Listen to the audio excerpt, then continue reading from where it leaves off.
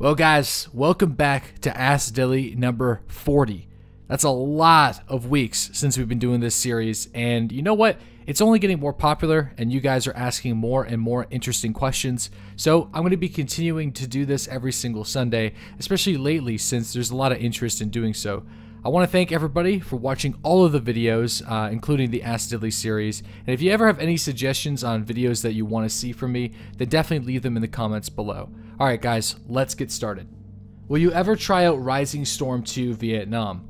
Well, I have had a lot of people suggest that I try it out and take a look, but I just don't think I'm going to have the time for it, buddy. I play DayZ, PUBG, and Escape from Tarkov, and that's about all that I can really play at the current moment. But if there's a few more hours in the day, or maybe on some weekend and I'm bored, I might take a look at it, but I can't say for sure. You probably won't be seeing any videos on the channel regarding that game.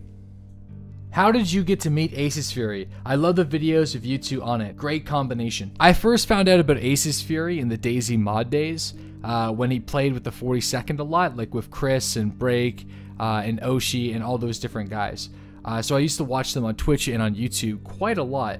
And I never really clicked with the 42 guys, and we just don't know each other. I've never really met them. I briefly played DayZ with Break once, but that was through Acez, and we never really spoke since. And those guys are amazing. Sacriel and the 42nd, I love their gameplay, and one of the biggest inspirations for what I'm doing here on my channel is inspired by the early banditry videos on Sacriel's channel and Jack Frags and all of the other banditry videos that were out there back in the day. So fans of that content would probably see similarities in mine. So long story short, I knew about Acez for a while, but because I never really knew anybody in that kind of area of Twitch and YouTube, I was never introduced to him.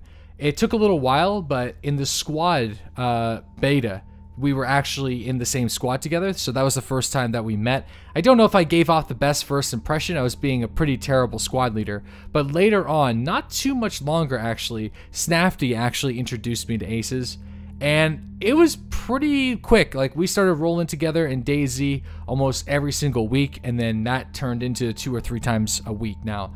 So he's a really good partner to have. He's an awesome friend, and I'm lucky to have him around in the Deadly Nation, that's for sure. Hey Deadly, do you need to take a charcoal tablet after every raw piece of meat, or is it sufficient to just eat a bunch of raw meat and then pop 1 charcoal tab? Love the channel, cheers. Yeah, you got it spot on. You can eat as much raw meat as you want, or as much crazy things as you want, and then just pop 1 charcoal tab. That's what makes a package of charcoal tabs so valuable. If you get 8 tabs, the likelihood of you eating every single one of those tablets before you get shot in the face is pretty slim. So always pick up your charcoal tabs if you're looking to survive for long periods of time. What would be your best tips to a new player in PUBG? Don't be afraid to die, take risks. I think the most important thing that you need to do as a new player, as somebody who's really new to the genre, I still remember some of the things that I was doing and still do right now to try to become a better player. Just try to get into as many firefights, because that's where you're going to learn, and that's how you're going to be creative in how you tactically move into a building or how you take somebody out, and that creativity is going to stick with you, and those ideas are going to try to help you win the game in the future. So just try to get as many firefights as possible. Don't worry if you die. I think that'd be one of the most off-putting things about PUBG. People get far too frustrated when they lose a game. And I just don't think that you can learn or be that, like, enjoy yourself if you just have that attitude. So I would also try to go for the longevity. So don't instantly drop into like Georgia Pole, Pachinki, or Malta, or on the military island if you want to win games until you get really confident in PvP. The moment that you get that PvP confidence, you can basically drop and do whatever you want and have a really high chance of winning the game. Having lived in PEI in the past, did you get the idea for Gunslinger Jim for the gentleman gyms in Summerside? That's actually really funny, but no. I don't even really know where I got Gunslinger Jim from. I remember talking about that actually ironically today, and I think it was from playing so much Earthworm Jim In the past, when I was a kid, it just kind of stuck with me. So whenever I just created a character, I just wanted something completely random. I didn't want to use my real life name. I wanted to build a character that would have a presence on the server.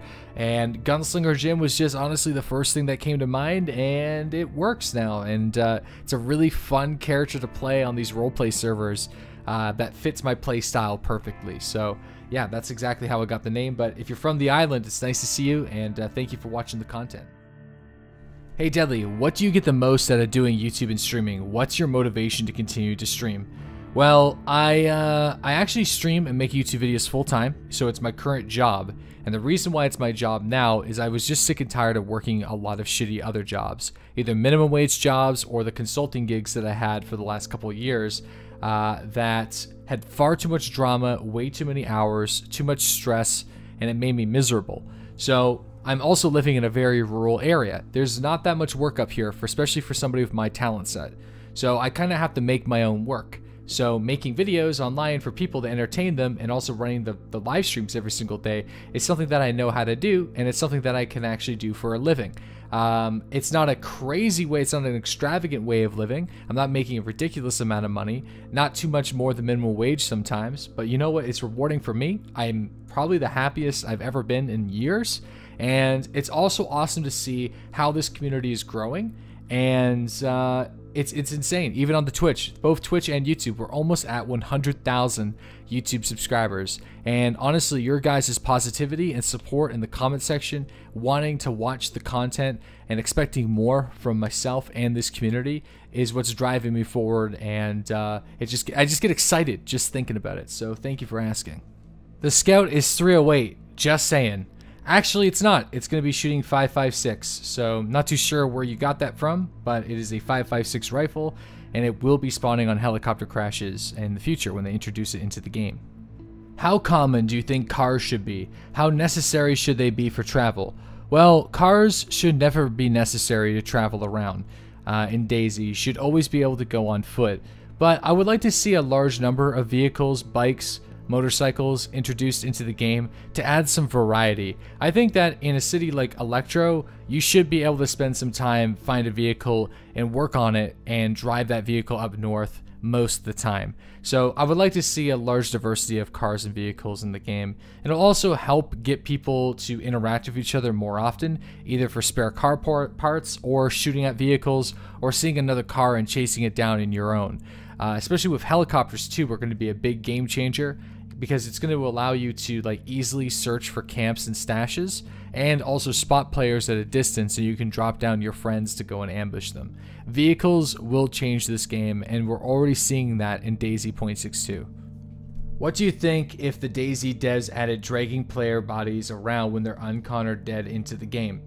Actually, they did that before in DayZ Mod. That's actually a mod feature that was introduced very early on, and it worked kind of okay. You had to go through this really awkward animation, and sometimes you could drag your friends, but I think that was from the Arma engine, and eventually it was removed for a while because it was way too buggy. But I can imagine that they're going to allow you to do that at some point in the game. It just makes sense. I think DayZ will survive longer, but that's probably because I love DayZ more than PUBG.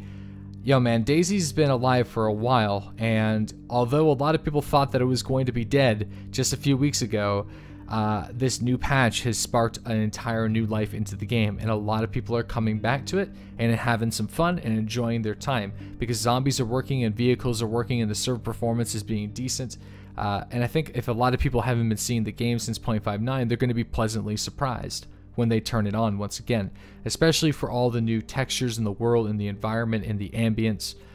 They fixed a lot more than just a graphic fidelity patch, and I like how the devs kind of held that to their chest a little bit. It was more like a surprise. We got way more in DayZ 0.62 than we asked for and expected, and I think that's why everyone is super excited. So will DayZ survive longer than player-known Battlegrounds? Somebody made a very good point. You shouldn't really be comparing those types of games. And you know what? I agree with you. Battle Royale is a competitive shooter. DayZ is a survival MMO. They're not really the same, although Battlegrounds is a derivative of the DayZ mod, just like Standalone is. It's been a long time since then. So PUBG has a really healthy future, but I think DayZ Standalone at this point does as well. Once beta is out and once modding is enabled, people are going to be flocking back to this game incredibly fast until Arma 4, whenever that's going to happen. Well guys, thank you so much for leaving your questions in the comment section last week. If you want to get a chance to get into next week's video, then please do ask me anything you want in the comment section below right now, and I will do my best to pick a handful. Now, if you guys are new to the channel, be sure to hit the subscription button. It will let you know whenever I make a new video, which is every single day. And I also stream every single day at twitch.tv/DeadlySlob. So check that out. Links to those are in the description box. Have a fantastic evening, guys, and I'll see you tomorrow.